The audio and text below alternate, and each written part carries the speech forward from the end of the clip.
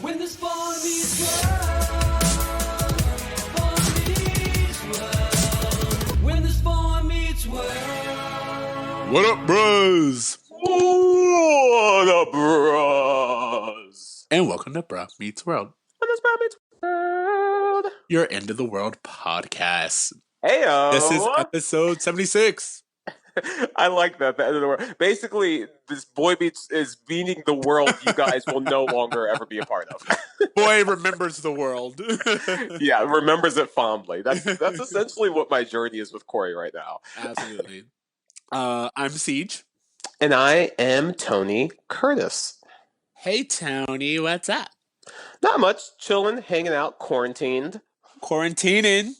Yeah, just quarantining. You know, I have to say I'm having more interactions walking around with strangers that aren't really interactions, but just a quick second of like we both look at each other like we don't know what to do. And it's just a very interesting, funny thing that keeps happening. When we take our walks, there are a few things. One, we keep noticing things about houses in our neighborhood we never do. We're like, oh, I never knew they had this kind of driveway. Oh yeah. Oh, you know, it's like it's really cool.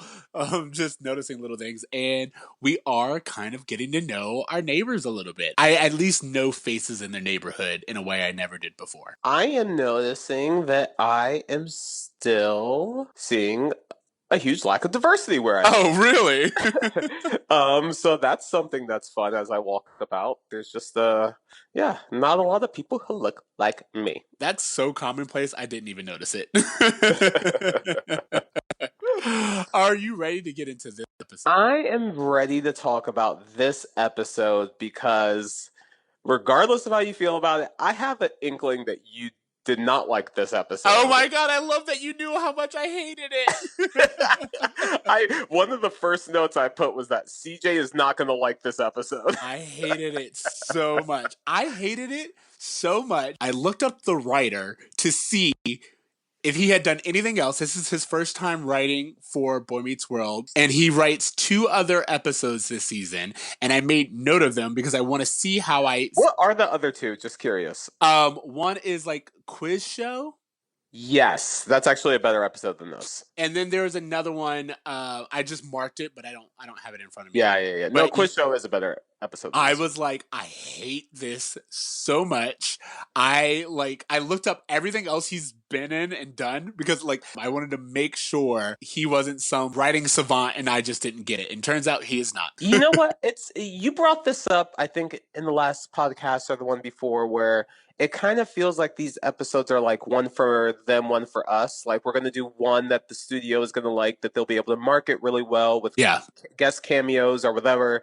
And then we're going to have one for us, which is just more of a character-driven episode, which is kind of like what we saw with Chet and Alan in the previous weeks.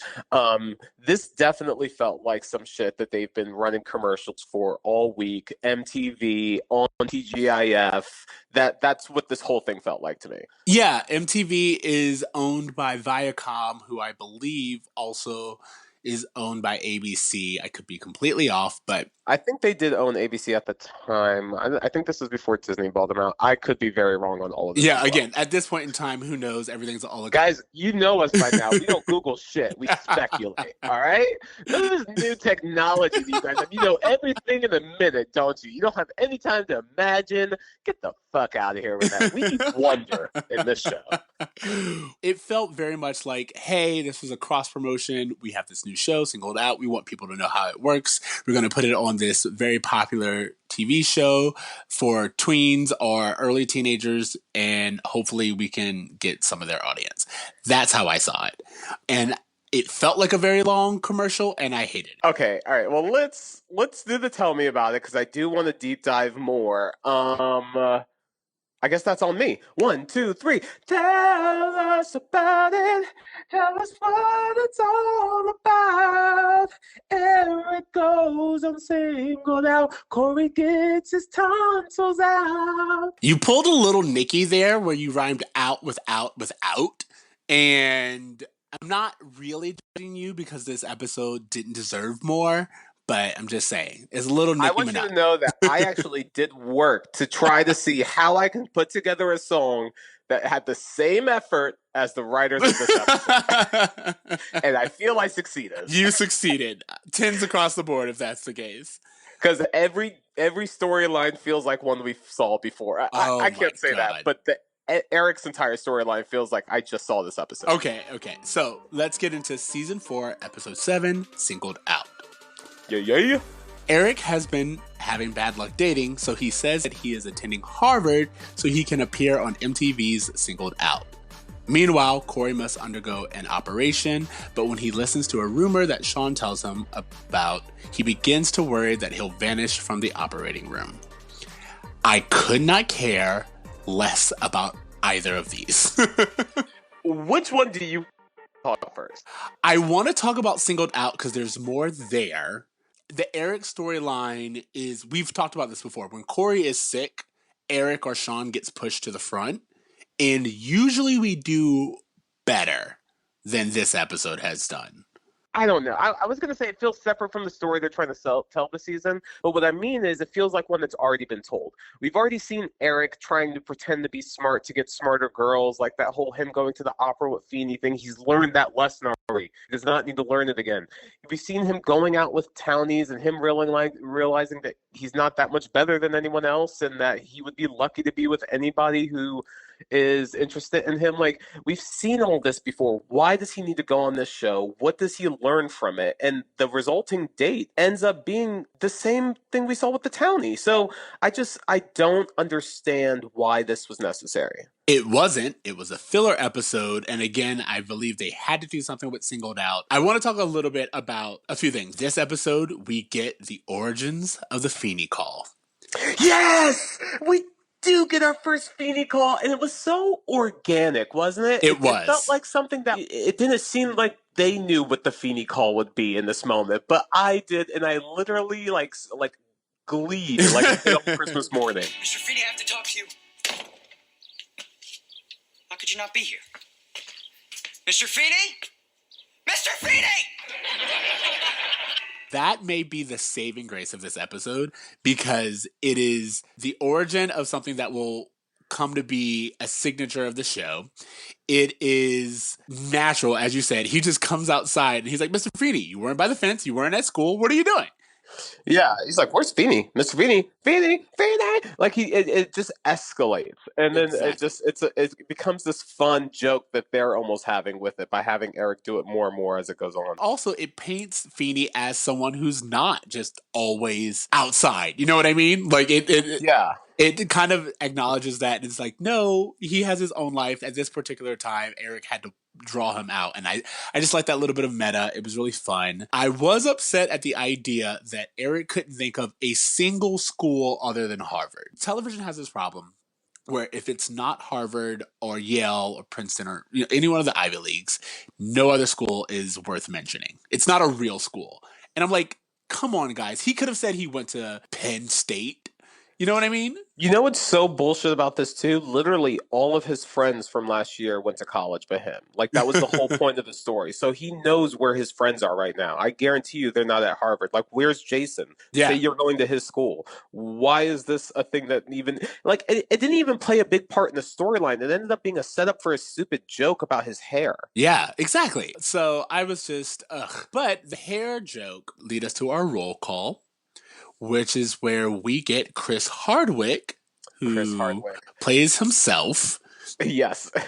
He was the host of Singled Out throughout, I believe, the entire duration, or at least most of it. Yeah, he's been the host of a lot of things. And I will say he hosts Talking Dead, which he's been doing for the last few years, yeah. He's done a lot. Like, hosting has been his thing for a while. He's kind of like a 90s B-rated Ryan Seacrest. Yeah, exactly. That's a good way of putting him. But what's interesting is they write that Chris Hardwick is as cute or on the same level of attractiveness as Eric. And I'm like, no, sir. Just because you have the same hair does not mean that you're interesting. I did not get that at all. I thought they were just commenting on the fact that every quote-unquote cute white guy that year had that same haircut. Eric says it's like looking into a mirror. Yeah. Chris Hardwick's like, please. And I'm like, you wish you could be as cute as Eric is. I mean, I'll give you this. Will Friedle is more attractive than Chris Hardwick, But I gotta say, as a man of color, from a distance, they look the same to me. I feel like this whole show is embracing like the Walmart brand of grunge. You know what I mean? Like grunge is happening, but they just have like a slightly cleaner version of it. So everyone's wearing the Chris Cobain like sweater and jeans. They just don't have holes in it. You know what I mean? It's a cleaner version. I love that. It's middle America grunge. You also have Eric not really fitting in that lane by being so Gap, which we discussed earlier this season. But it's just it's a reflection of the times. At least I thought. No, it is, but I'm just saying, like, it's something to where watching it, I was like, you look like a hobo. I can't stand to watch what I'm seeing. Can I just say this? I know that this episode is so flawed, right? I get Yes.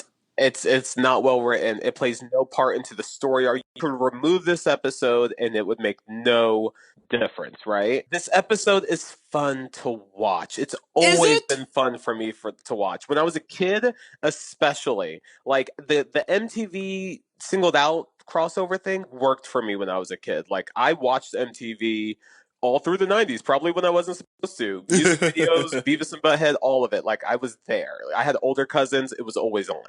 So I got those references, and it was again, it felt like this inside joke that I was included in. And then the Corey thing at the time, it just felt like a fun gag when I was younger. Now I recognize it as the trope that it is, but for me it still kind of has nostalgia fun to it. Like I feel like there are people who will agree that it's bad, but will also agree that they enjoy watching it. But you don't think this episode is fun? No, this episode is not fun. I felt, first of all, I don't know if we always have a laugh track, but it felt, like when a show that has a laugh track or has a studio audience doesn't for a certain segment because it was recorded on a soundstage. Yes, when they transition to singled out, it's very obvious. Yes, it's so obvious, first of all, there. And then second of all, it just goes on. Like there's this beat where they are going to commercial, but Eric's just dancing for 5 minutes and it's weird. There's just music. There's no comedy. He's not even dancing funny. It's like, it's weird and I did not like it. Did we have a laugh track during the Disney World episode? Because that obviously didn't have a live studio audience. I feel like I remember there being a laugh track, but maybe I'm wrong. I don't think so. But again, like it's just very awkward. Yeah. Also, Chris Hardwick was rude, and I could tell he was doing like this I'm above it all host thing. But I was like, it's not charming. It's not interesting. I have zero interest in watching the show because of this. Can I ask you, now that we're talking about Singled Out, one, did you ever watch the show when it was on MTV? I did, but like I barely remember it. But I know I did watch it. Okay. Well, my question was like, how did you feel about the questions that were being asked and the way that Eric answered them and the results that came from that? You mean the fact that they say, Do you want a girl who's gonna blow you in the parking lot, or do you want a girl that's gonna you're gonna marry? And consistently, Eric chooses the latter. well, they completely like trash any girl who seems of substance. Like the majority of the girls leave who are naughty. And by the way, with naughty goes most of the women of color. Yes, 100%. All that's left is like Aryans. Exactly. And I was like, okay, what are you trying to say about that? Then it's like party girls leave and it's nothing but brainy girls, but there are like 5 brainy girls now. Again, I was like, what are you saying about women? And then when that one girl says that she prefers waking up to cocoa and not a shower, Chris Hardwick's like, ugh, you were doing so well. You know what I mean? And it's just like, I can't. Felt like the show was trying to tell us that like this is the kind of girl that Eric should be with, even though the entire time Eric's like answering these questions, he's saying things that like, well, my mom wouldn't want me to pick the naughty girls, but like he wants these naughty party girls. Like all the girls that are going by, he gave one of them the save you token. Like he was into it up until the Coco question. They're positioning how they think boys are. You know what I They're mean? just projecting good, wholesome American values, CJ. No, what I'm saying is they are doing the exact opposite, at least on Singled Out. They're like, because he said his mom would want him to do this, that makes him a loser.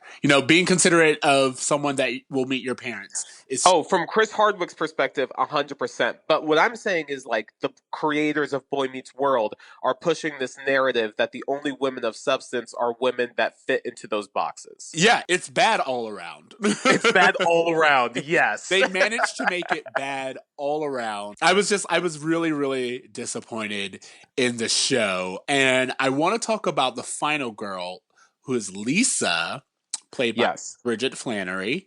Do you have anything to say about the show before we start talking about Bridget? All I want to say is that without Singled Out, we would not be given the host of Talking Dead, the #1 Walking Dead after show on television. And also, we wouldn't have Carmen Electra, guys. So maybe you should show Singled Out a little more respect. We got a lot of quote unquote 90s icons from this show, but I just could have done without this episode in general. I agree. Yeah, okay, let's talk about this fucking cocoa drinking chick that Eric ends up with. So, what's most important, and it's very clear from the beginning, is that she lied about going to Columbia. And yeah. so it's seen as like this thing where Eric's lying about going to Harvard and she's lying about going to Columbia. When they had her just be in Eric's same situation, again, I could not help but think about the good looking guy episode where he goes out with the townie and she's just talking about what is like it's the same, like Eric walks away with the same humility. He walks away with the same like understanding of what it means to be a guy who didn't go to college, who's dating. Like, I don't know how he grows from this episode. He doesn't. I mean, like, if anything, he didn't grow from the last time. And that's the thing, like, I think we're going to notice this more and more. There's going to be times that we see episodes where it's like, I know these kids learned this lesson already. And maybe they're commenting on the fact that sometimes kids take a while to learn the lesson, but it feels more often than not like lazy writing. Yeah, exactly. I mean, I always remind myself that they had 22 episodes. Not all are going to be great. We are very spoiled now with our 10 episode seasons. I mean, if you put it that way, then yeah, this episode's not that bad. Like, I wouldn't dread watching this episode. It's just not as good as the meat and potatoes we've been given this season. You're not going to like my grade for this episode. Because it's bad in my opinion. Well, not only is it just like not a great episode, like we have had some really good episodes this season. Yeah. And so like it really stands out when you have a bad apple. Can I talk about the biggest bullshit of the whole situation? I knew the show was fucking lazy when they had MTV send them to goddamn Chubby's, the restaurant down the street they all walk to. She's like, I love Chubby's. And he's like, oh, really? It's only the place I eat at every day. I'm sure we saw each other there. And I was like, why did they have him lie about ever going to Chubby's? Like, that's stupid. Like, you live in this town, you're going to see each other. That I didn't understand. I was like, there was no reason to have him lie about going to Chubby's. I can't imagine. What did she go to the next high school over? Like, how they hang out at Chubby's so consistently. I just feel like Chubby seats what, like 12 people? They must have seen each other. Are you ready to move on? Do you have anything else to say? No, I'm very excited to hear what you have to say about Corey's tonsillectomy episode. The only thing that I have to say about Corey's tonsillectomy episode is that I liked the references to unsolved mysteries, but that's only because I was terrified of unsolved mysteries as a child. So that was important to me. Outside of that, I hate everything else I get. Absolutely everything else I get. Okay, well, I have a few things that I want to talk about, and feel free to pepper in as you want. Because the moment I remember this was the Corey's tonsil episode, I knew you were going to fucking hate it, and that's A-okay. The one thing I want to say is that we are seeing a completely different side of Corey in this episode. And one of the things I want to talk about is, like, Corey's personalities. Because it feels as though, like, one of the things that a lot of shows struggle with their leading men is that they're not as interesting to watch because they're only ever playing the same character, straight character all the time. Like How I Met Your Mother is a great example of how all the other characters are so much more interesting than Ted Mosley. Like this could have very easily been that. But the show does a very interesting thing by like making Corey one of like four different things, which is like the romantic, heart on his sleeve, anything for love guy, leading man. His second personality is him as like a Boy Scout, like him like leading Sean on the right path, setting the best example at school, doing all that shit. Then you also have like bewildered, I don't understand anything about the world, Corey. But in this episode, we get neurotic Corey. Neurotic Corey is the same Corey that we see in like Underpants. Like this side of Ben Savage's acting is so interesting to me because I sincerely do not think another actor would have been able to tackle all the different storylines that they demand of Corey, of being funny when they need, being romantic when they need, of heroic when they need. Like, it's a hard role to play because you have so many hats to wear, but he does it. Even though this episode sucks, he does this very well. Neurotic Corey is one of my favorite ones. Like I think of the episode in the future where there's the bed and breakfast at Feeney's house. Yes. Like I love Neurotic Corey when he's given the room to be himself.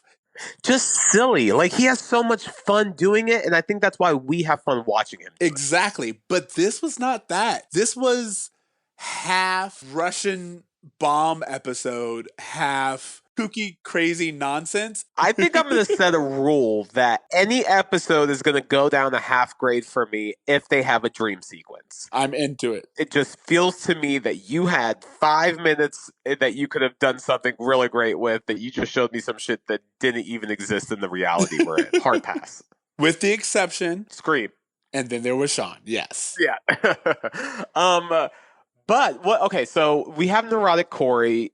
He wants to get his tonsils out. Sean is acting very suspicious of all of it. Sean in this episode presents Corey with a newspaper. This newspaper has a story about a kid in Orlando, Florida, who went in for a simple procedure and then vanished, disappeared. Corey looks at the newspaper and says, "What kind of tabloid are you reading?" And Sean's like, "This is New York Times, baby." Corey says, "New York Times Trailer Park Edition."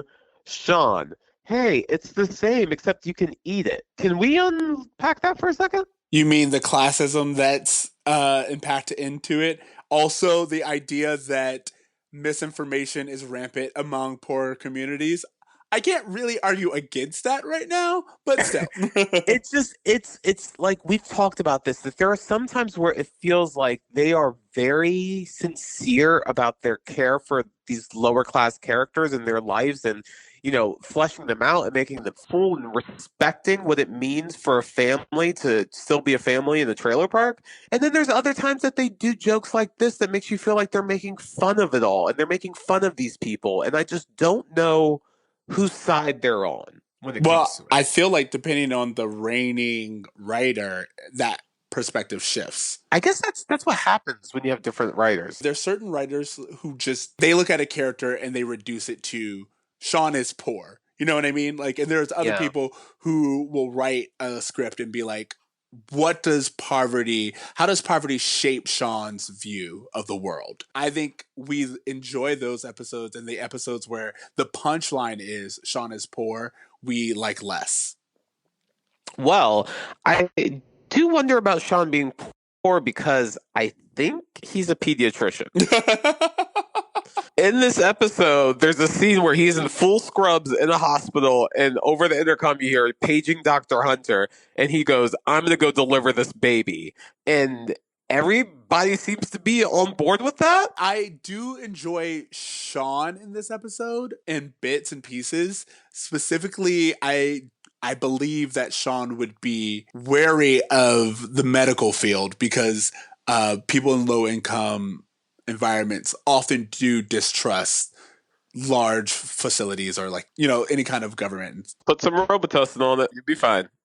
Okay, so I have one more thing I want to talk about with this episode, and that is, Do you think we've have a lot of theories about Boy Meets World, okay? One of them is that Corey is secretly smart, Yeah. okay? This is a theory that we've been talking about for the last 3 seasons, you know? In this episode, right before Corey's surgery, Feeney is there, and Corey says, "Listen, Feeney, I want to apologize.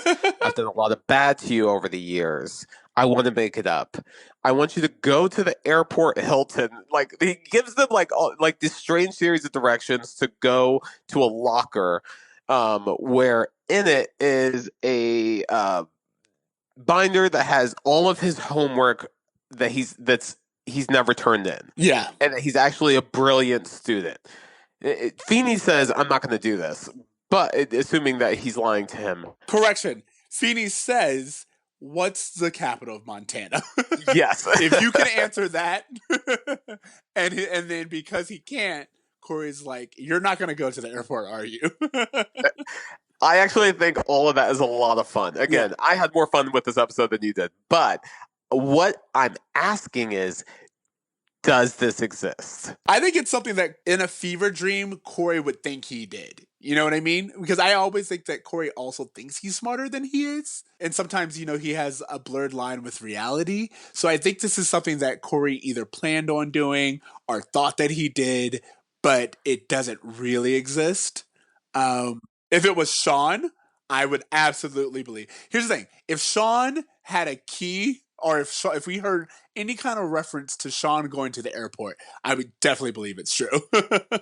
Here's my theory for why I believe this exists. First of all, I don't know where they live in Philadelphia. The airport may not be that far away. And you know that we lived in a town that had a very small municipal airport. Maybe it was something like that. Okay. Who knows? Secondly, in the bed and breakfast episode that you talk about, one of the reasons why Corey's neurotic the whole time is because he's like, I'm not trying to get into the whole episode, but he's basically saying he gets in trouble with Sean. They do something they're not supposed to. And he's like, at this point, I want to get caught. Like, I want to get caught because I'll feel better because the universe will all make sense once, my punishment comes for doing something bad. Right?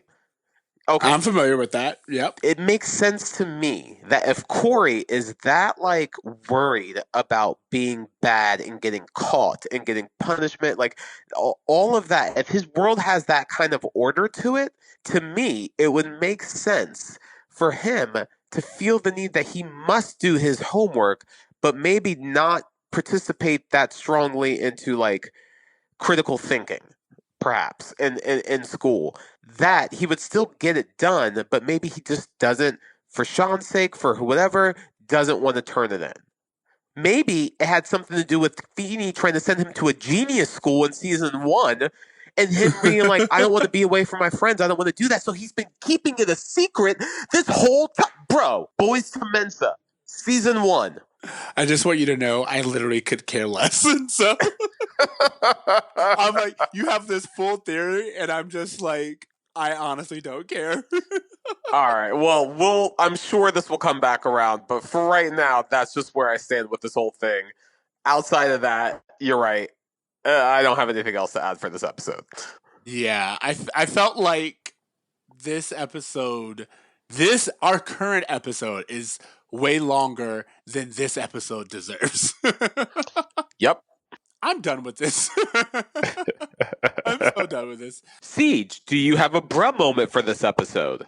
My bruh moment is just everything that happens in Singled Out with the females. It's none of it seems above board. All of it seems very degrading towards women. I feel bad watching it at all, so that would be my bruh moment. I would also agree that the entire show Singled Out feels very misogynistic in its very design, even though it's meant not to. It's meant to be Love is Blind before Love is Blind, but it's not that at all. Yeah. At least not in this episode. Okay, and Feeney taught me. Feeney taught me that there is one school, and it's called Harvard. If Eric doesn't know of another college other than Harvard, Feeney is responsible for that. He was his teacher. Feeney made it very clear. He was like, I'm not even entertaining this kind of stupidity. You've known me for years. I'm not participating. I really don't know what the Feeney taught me. I don't know what the lesson. I don't think Corey learned the lesson. I don't think Sean learned the lesson. Eric's lesson was to not lie, right? Yeah, lying gets you nowhere. Okay, lying is bad. Thank you for fucking 25 minutes of my life. All right. What grade are you giving this episode? I am giving this episode a C. I am giving this episode a D. I am not surprised by that. And the only reason why it's not an F is the Feeney call. See, for me, I had it at a C plus, and then I remembered the dream sequence and brought it down. Okay. Homework. What homework do you have? I have a board game called Millennial Lotteria. Okay. It's basically millennial bingo, and so like, you know, it's instead of a normal bingo board, it has like a picture of a guy with a man bun, and then it has like a mason jar from Target, and it has like all these little fun like avocado toast and things like that. So it's normal bingo, but it's just fun the way that they are able to bring our current culture into it. What's funny is we did not discuss this beforehand, but my homework is also a board game. I'm telling you, bro, it's all we're doing. But I will say it's a digital board game. My friends and I, we did the online Monopoly game. You can also play it through your phone. And we had a really good time. It was, it's just if you want to play regular Monopoly, you can. But ours was the app version, and they send you a code, and all your friends can log in, and your games are synced. But it was it was a fun game, and it also takes out, like, they count the money. A lot of things are, like, automated, so you get to the playing part a lot quicker. I don't know, bro. I have to say that in our family, growing up playing Monopoly, part of it was who could get away with cheating. You know what I mean? Like, that's part of the game. Which, honestly, nothing's going to prepare you for the real world than getting away with cheating successfully. You know what? That's a lesson that I wasn't quite prepared for, but I think you're right. Well, you know what? That's your Feeney lesson, y'all. This particular game, it was more about strategy, and my boyfriend and I had different strategies on how to win the game. We lost because we went with his strategy, and I gotta tell you, I was mad for like the rest of the night. So, bro, you gotta learn the art of the deal. I have a book. I'll send it to you. That's our homework for this week. Yeah, that's pretty much it, guys. Honestly, I'm so over it. I'm so done. This was about like Janitor Dad was so great, and this is just it's trash. You guys just deserve better. I'm sorry. Yeah. But hopefully we made it a little bit more entertaining. Either way, that was our episode. Thank you for listening to Bro Meets World. Remember to leave us a rating or a contact and reach out to us at Bro Meets World, or email us at bromeetsworld@gmail.com.